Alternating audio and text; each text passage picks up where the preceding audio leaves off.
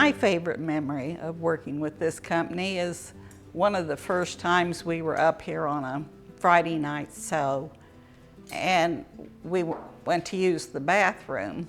And at that time, they were still in the original building, and it had been an old garage.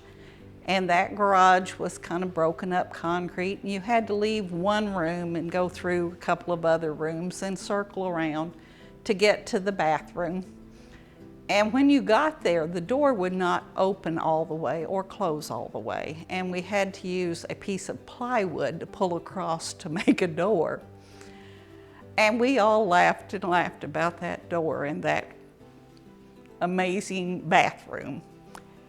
And now to think of how beautiful they have made all of these stores, and what an amazing journey it has been to spend time with this family and to be part of their amazing journey.